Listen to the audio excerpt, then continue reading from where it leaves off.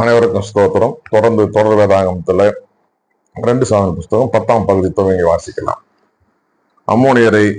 அம்மோனியரையும் சிரியரையும் தாவீது வெல்லல். இதற்கு பிறகு அம்மோனியரின் மன்னன் இறந்தான். அவனுக்கு பதிலாக அவன் மகன் ஆனூன் அரசாண்டான். நாகாசின் மகன் ஆனூனுடன் நான் நம்பிக்கைக்குரியவனாய் நடந்து கொள்வேன், ஏனெனில் அவன் தந்தையும் என்னோடு அவ்வாறு நடந்து கொண்டார் என்று தாவீது கூறினார். அவருடைய தந்தையை குறித்து அவனுக்கு ஆறுதல் சொல்ல தாவீது தம் பணியாளரை அனுப்பினார். தாவீதின் பணியாளரும் அம்மோனியர் நாட்டுக்கு சென்றனர். ஆறுதல் கூறுமாறு ஆள்களை அனுப்பியதால், தாவீது உன் தந்தையை மேன்மைப்படுத்துகிறார் என்று நினைக்கிறாயோ? நகரை கண்டு வேவு பார்த்து அதை அழிக்க வென்றோ உன்னிடம் தாவீது தம் பணியாளரை அனுப்பியுள்ளார் என்று ஆனூனிடம் அம்மோனிய தலைவர்கள் கூறினார்கள். எனவே ஆனூன் தாவீதின் பணியாளரை பிடித்து அவர்களுடைய தாடியில் ஒரு பகுதியை சிரைத்து அவருடைய ஆடைகளை இடுப்பு வரை கத்தரித்து அவர்களை அனுப்பி வைத்தான். இது தாவீதுக்கு அறிவிக்கப்பட அவரும் தம் பணியாளரை சந்திக்க ஆள் அனுப்பினார். அவர்கள் தாடிகள் வளரும் வரை எரிகோவில் தங்கி பிறகு திரும்புகள் என்று அரசர் சொல்லி அனுப்பினார். ஏனெனில் அவர்கள் மிகவும் அவமானப்பட்டிருந்தனர். அம்மோனியர் தாங்கள் தாவீதின் வெஞ்சனத்திற்கு உள்ளானதை கண்டனர். அவர்கள் ஆள் அனுப்பி பெத்ரகோபிலிருந்தும் சோபாவிலிருந்தும் 20,000 காலால் படையினரையும் மாக்கா நாட்டு அரசரோடும் 1000 ஆள்களோடும் தோபிலில் இருந்து 12,000 ஆள்களையும் கூலிக்கு அமர்த்தினர். தாவீதை கேட்டு யோவாபையும் வலிமை மிகு வீரர் அனைவரையும் அனுப்பினார். அம்மோனியர் புறப்பட்டு வந்து நுழைவாயில் அருகே போருக்காக அணிவகுத்தனர். சோபாவிலிருந்தும் ரகோபிலிருந்தும் வந்த சிரியர்களும் தோபையும் மாக்காவையும் சார்ந்த ஆள்களும் திறந்த வெளியில் தனியாக இருந்தனர். தனக்கு எதிராக முன்னும் பின்னும் போரணிகள் இருந்ததை கண்ட யோவாபு இஸ்ரேலின் வலிமை மிகு வீரருள் சிலரை தேர்ந்தெடுத்து சிரியருக்கு எதிராக நிறுத்தினார். மீதியானவரை தம் சகோதரன் அபிசாயின் பொறுப்பில் ஒப்படைத்தார். அவன் அவர்களை அம்மோனிய நகருக்கு எதிராக அணிவகுத்து நிறுத்தினான். மேலும் யோவாபு, சிரியர் என்னை மேற்கொள்வதாக இருந்தால் நீ எனக்கு உதவ வர வேண்டும். நம் மக்களுக்காகவும் நம் கடவுளின் நகர்களுக்காகவும் நாம் வீறு கொண்டு போரிடுவோம். ஆண்டவர் தம் விருப்பப்படி செய்யட்டும் என்று கூறினார். யோவாபும் அவரோடு இருந்தவர்களும் சிரியரும் எதிராக போரிடுமாறு அணிவகுத்து சென்றனர். சிரியர் புறமுதுகு காட்டி ஓடினர். சிரியர் தப்பியோடியதை கண்ட அம்மோனியரும் அபிசாயிடம் இருந்த தப்பியோடைய நகருக்குள் வந்தனர். அம்மோனியருடன் போரிட்ட யோவாபு எருசலேமுக்கு திரும்பி வந்தார். இஸ்ரேலிடம் தாங்கள் தோற்றதை கண்ட சிரியர் மீண்டும் ஒன்றாக கூடினர். அததேசர் ஆள் அனுப்பி யூப்ரத்திஸ் ஆற்றுக்கு அப்பால் இருந்த சிரியரையும் திரட்டி கொண்டு வர செய்தார்.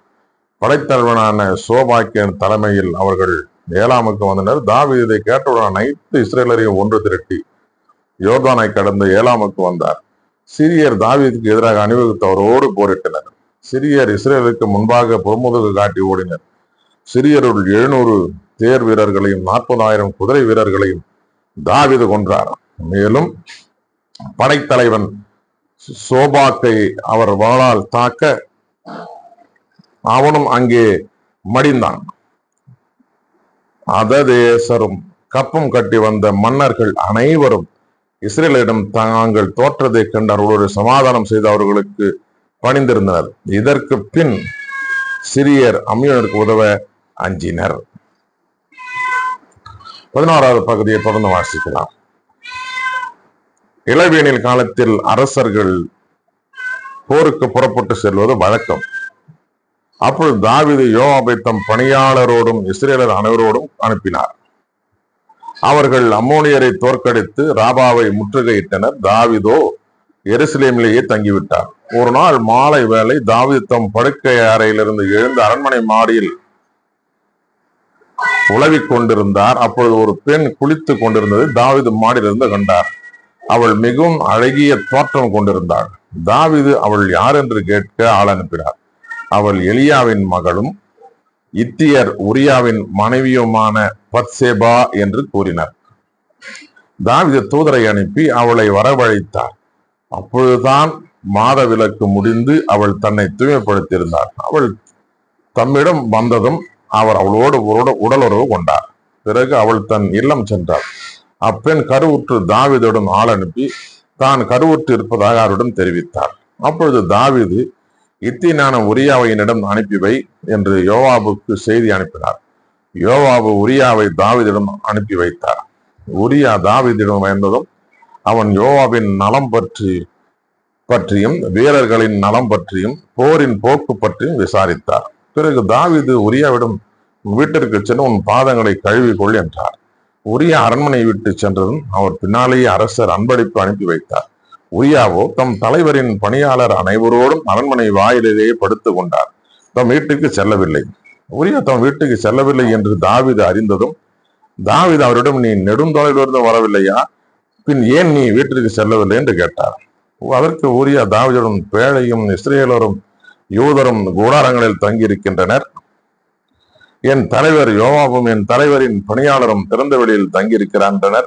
நான் மட்டும் வீட்டிற்கு சென்று உண்டு குடித்தும் என் மனைவியோடு உறவு கொண்டும் இருப்பேனா? உம்மேலும் உயிர் மேலும் ஆணை, நான் அப்படி செய்யவே மாட்டேன் என்று சொன்னான். தாவீது உரியாவிடம் இன்றும் இங்கேயே தங்கு, நாளை உன்னை அனுப்பி வைக்கிறேன் என்றார். அன்று மறுநாளும் உரியா எருசலேமிலேயே தங்கினார். தாவீது அவரை அழைத்து அவரோடு உண்டு குடித்து அவருக்கு குடிபோதை ஊட்டினார். மாலையில் அவர் தம் தலைவரின் பணியாளரோடும் தம் படுக்கையில் தூங்கச் சென்றார். தம் வீட்டுக்கு அவர் செல்லவே இல்லை. காலையில் தாவீது யோவாபுக்கு ஒரு மடல் எழுதி அதை உரியாவின் கையில் கொடுத்து அனுப்பினார். அம்மடலில் அவர் உரியாவை போர் கடுமையாக இருக்க முன்னிலையில் நிறுத்தி அவனை விட்டு பின்வாங்கு, அவன் வெட்டுண்டு மடியட்டும் என்று குறிப்பிட்டிருந்தார். யோவாபு நகரை முற்றுகையிட்டுக் கொண்டிருந்த பொழுது வலிமை மிகு எதிர் வீரர்கள் இருந்த இடத்தை அறிந்து அங்கே உரியாவை நிறுத்தினான். நகரின் ஆள்கள் புறப்பட்டு வந்து யோவாபை தாக்கினர். அப்பொழுது போரில் விழுந்தவர்கள் தாவீதின் வீரர்களும் சிலர், இத்தியர் உரியாவும் மாண்டார். பிறகு யோவாபு போரை பற்றி அனைத்து செய்தியிலும் தாவீதுக்கு சொல்லி அனுப்பினார். மேலும் அவர் தூதனுக்கு இவ்வாறு கட்டளையிட்டிருந்தார். போரை பற்றிய அனைத்து செய்திகளையும் அரசுக்கு சொல்லி முடிப்பதற்குள் அரசர் ஒருவேளை வெகுண்டெழுந்து உன்னிடம் நீங்கள் ஏன் நகரை அணுகி போரிட்டீர்கள், அவர்கள் மதில்களை நின்று தாக்குவார்கள் என அறியீரோ? எருபசத்தின் மகன் அபிமெலக்கை கொன்றது யார்? மதில் சுவற்றில் நின்று ஒரு எந்திரக்கல்லை எரிந்தவள் ஒரு பெண்ணல்லவா? அவன் தேபேசில் இருந்து விட்டானே, நீங்கள் ஏன் மதில்களை நெருங்கினீர்கள் என்று கேட்டால் நீ உன் பணியாளன் இருந்து விட்டான் என்று சொல். தூதன் புறப்பட்டு சென்று யோவாபு சொல்லி அனுப்பிய அனைத்தையும் தாவீதுடன் கூறினான். தூதன் தாவீதுடன் கூறியது, அந்த ஆள்கள் எங்களை மேற்கொண்டு எங்களுக்கு எதிராக திறந்த வெடிக்க வந்தார்கள். நாங்களோ நுழைவாயில் வரை அவர்களை துரத்தினோம். அப்பொழுது மேலிருந்து வில் வீரரும் பணியாளர்களை தாக்கினர். அரசரின் பணியாளர் சிலர் இறந்தனர். இத்தீரான உன் பணியாளர் உரியாவும் இறந்து விட்டார். அப்பொழுது தாவீது, நீ யோவாபிடம் சென்று இதை பற்றி நீ கவலைப்பட வேண்டாம், இங்கொருவனும் அங்கொருவனும் வாளுக்கு இரையாகின்றனர், நகருக்கு எதிராக இன்னும் கடுமையாக போர் புரிந்து அதை அழித்து விடு என்று சொல்லி அவனை உற்சாகப்படுத்து என்றார். உரியாவின் மனைவி தன் கணவன் இறந்து விட்டதை கேள்வியுற்று அவருக்காக புலம்பி அழுதார். துக்க காலம் முடிந்ததும் தாவீது ஆள் அனுப்பி அவளை தன் வீட்டிற்கு கொண்டு வந்தார். அவள் அவருக்கு மனைவியாகி ஆண் குழந்தை ஒன்று பெற்றெடுத்தால். தாவீது செயல் ஆண்டவரின் பார்வையில் தீயதாக இருந்தது. வாசிக்க தெரிந்து கொள்ளப்பட்ட 2 சாமுவேல் புத்தகம் 10 மற்றும் 11 வாசித்து முடிந்தாயிற்று. கடவுளுக்கு மகிமையும் ஆட்சியும் சதா காலங்களிலும் உண்டாவதாக. ஆமென்.